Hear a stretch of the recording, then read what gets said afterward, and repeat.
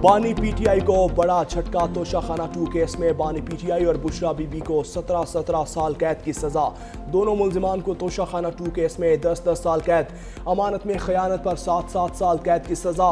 ملزمان کو 1 کروڑ 64 لاکھ روپے جرمانہ بھی کیا۔ فیصلہ اسپیشل جج سینٹرل شاہ رخ ارجمن نے سنایا۔ بانی پی ٹی آئی اور بشرا بی بی بھی کمرہ عدالت میں موجود تھے۔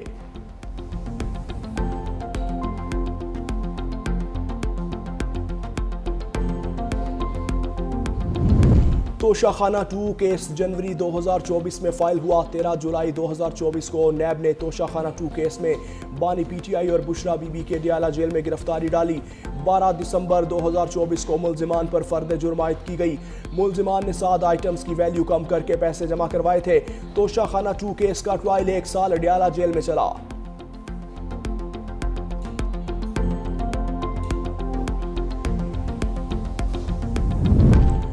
9 مئی گلبرگ میں گاڑیاں جلانے کے مقدمے کا ٹرائل مکمل۔ اے ٹی سی لاہور کی جانب سے آج فیصلہ سنائے جانے کا امکان۔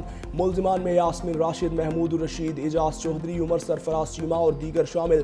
یاسمین راشد سمیت 33 ملزمان کے حتمی بیانات قلم بند۔ پروسیکیوشن کے تمام 41 گواہان کے بیانات پر جرا بھی مکمل۔ بانی کے خلاف کئی فیصلے آ چکے، مزید بھی آئیں گے۔ توشہ خانہ کیس میں انصاف کے تقاضے پورے کیے گئے۔ مشیر برائے سیاسی امور رانا ثناء اللہ نے کہا، تحفے ملنے کے بعد جعلی انٹریاں کی گئیں، پیسے جمع کروانے تک ہر چیز کی دستاویزات ہیں، انکار ممکن نہیں۔ دوسرے کو چور ڈاکو کہنے والے خود ڈاکے ڈالتے رہے۔ بانی پی ٹی آئی کے کول اور فیل میں ہمیشہ تضاد رہا۔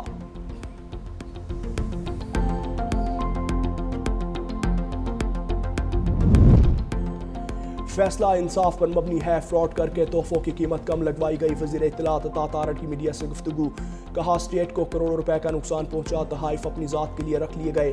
وزیر اطلاعات پنجاب عظمہ بخاری نے کہا، فیصلہ آنکھیں کھول دینے کے لیے کافی ہے۔ بانی پی ٹی آئی نے اقتدار میں آ کر ہیروں کا کاروبار کیا۔ ہیرے جمع کرنا سیاست کا مقصد نہیں ہونا چاہیے۔ سیاست کے نام پر دوسروں پر چور اور ڈاکو کا الزام لگا۔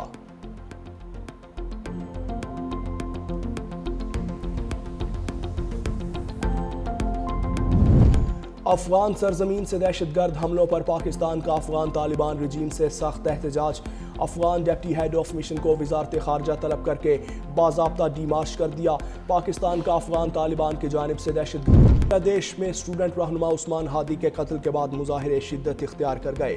طلباء کی جانب سے ڈھاکہ یونیورسٹی کے شیخ مجیب الرحمان ہال کا نام تبدیل کر کے اسے شہید عثمان ہادی کے نام پر رکھنے کا مطالبہ۔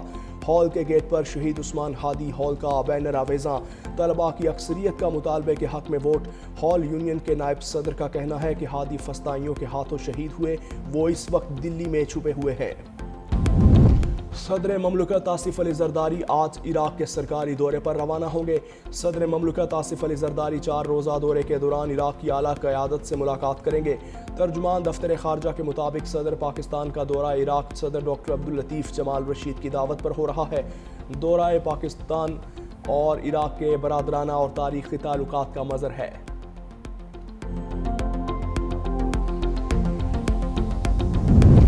وزیر اعظم کا ٹیکس چوری کے خلاف اقدامات کو مزید تیز کرنے کا حکم۔ شہباز شریف نے انسداد اسمگلنگ کی کارروائیوں پر ایف بی آر کی کاوشوں کو سراہا۔ وزیر اعظم کی زیر صدارت ایف بی آر کا ہفتہ وار جائزہ اجلاس۔ وزیر اعظم شہباز شریف کی ٹیکس چوری اور اسمگلنگ کے خلاف کسی قسم کی نرمی نہیں برتنے کی ہدایت۔ بولے، ہر سال قوم کا اربوں روپے کا قیمتی سرمایہ اسمگلنگ کی نظر ہوتا ہے۔ پاکستان کسٹمز کی کامیاب کارروائیوں سے اسمگلنگ میں خاطر خواہ کمیاں ناقابل ستائش ہے۔ اسمگلنگ کی روک تھام سے متعدد اشیاء اب قانونی طور پر درآمد ہو کر معیشت کا باضابطہ حصہ بن رہی ہیں۔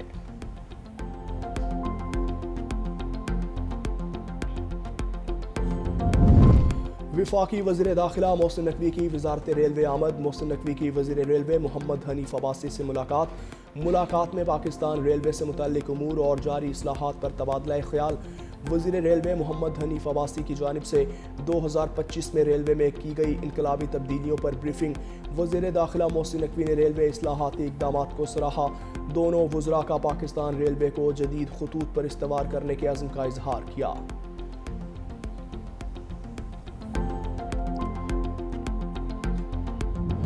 تحریک تحفظ آئین کی 2 روزہ قومی کانفرنس۔ جمعیت علماء اسلام کا اپوزیشن کانفرنس میں شرکت پر غور۔ JUI کو ایجنڈے پر اعتراض، مولانا فضل الرحمان آج شام کراچی پہنچیں گے، کل لیاری میں جلسہ عام سے خطاب کریں گے۔ JUI کراچی سے تحریک کے آغاز کا اعلان کرے گی۔ 22 دسمبر کو تمام مکاتب فکر کی سیاسی اور مذہبی جماعتوں کے اجتماع میں شرکت، تمام مسالک کے مدارس دینیہ کی تنظیمات بھی مدعو۔ مولانا فضل الرحمان لاڑکانہ اور سکھر میں بھی جلوسوں سے خطاب کریں گے۔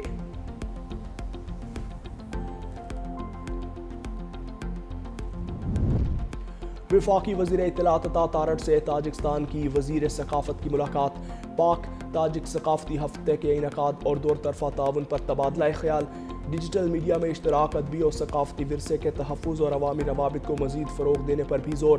تاجک صدر کے متوقع دورے کے موقع پر ثقافتی تعاون کے معاہدے پر اتفاق، مشترکہ ادبی ثقافتی ورثے کو دونوں ممالک کے تعلقات مضبوط بنانے کے لیے اجاگر کرنے کا عزم۔ ملاقات میں اعلیٰ حکومتی اور سفارتی عہدیداران بھی موجود تھے۔ بادلوں کی برسات کے بعد موسم خوشگوار اور ٹھنڈ بڑھ گئی ہے، شہریوں نے گرم ملبوسات پہننا شروع کر دیے۔ محکمہ موسمیات کے مطابق بارش کا سلسلہ اگلے 24 گھنٹوں تک جاری رہے گا۔ ملک کے بیشتر علاقوں میں موسم سرد اور مطلع جزوی ابر آلود رہنے کا امکان۔ موٹر ویز پر دھند کی صورتحال میں کمی، حد نگاہ میں بہتری کے بعد موٹر وے مختلف مقامات سے کھول دی گئی۔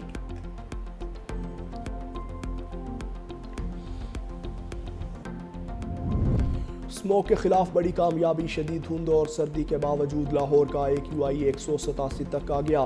مقامی آلودگی پر مؤثر کنٹرول سے پہلی بار دسمبر میں نمایاں بہتری ہوئی۔ سینئر صوبائی وزیر مریم اورنگزیب کے مطابق وزیر اعلیٰ پنجاب کی قیادت میں پالیسی ریفارمز اور فیلڈ ایکشن رنگ لے آئے۔ ٹیکنالوجی بیسڈ مانیٹرنگ سے کالا دھواں ختم، ٹریفک دباؤ میں کمی سے فضائی معیار مستحکم ہوا۔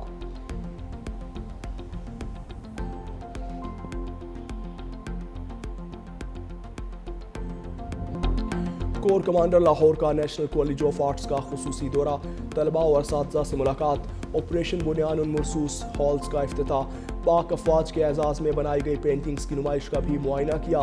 خصوصی نشست میں خطاب کے دوران کور کمانڈر نے قوم اور پاک فوج کے ناقابل شکست رشتے پر زور دیا۔ طلباء نے مارکہ حق کی کامیابی اور شہداء کی قربانیوں کو خراج تحسین پیش کرتے ہوئے پاک فوج سے مکمل یکجہتی کا اظہار کیا۔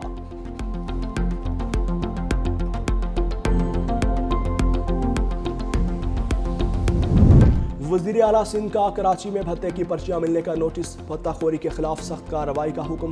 وزیر اعلیٰ سندھ سے آباد کے وفد کی ملاقات، وفد نے بتایا تاجروں، صنعت کاروں، پراپرٹی ڈیلرز کو بھتے کی پرچیاں ملی۔ مراد علی شاہ نے کہا کہ زیرو ٹالرنس پالیسی کے تحت کارروائی کی جائے گی۔ وزیر اعلیٰ سندھ مراد علی شاہ کی سندھ اسمبلی میں میڈیا سے گفتگو، کہا پہلے بھی بھتہ خوری کے خلاف کامیابی حاصل کی تھی، اب بھی کریں گے۔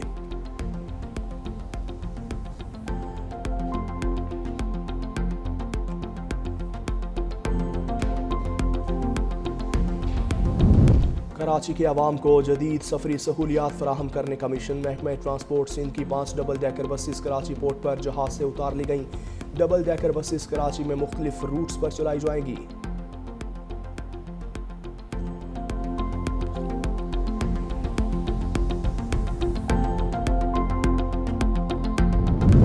امریکہ اور اردن فورسز کے شام میں داعش کے ٹھکانوں پر شدید فضائی حملے، امریکی حکام کے مطابق لڑاکا طیاروں ہیلی کاپٹرز نے وسطی شام میں متعدد اہداف کو کامیابی سے نشانہ بنایا۔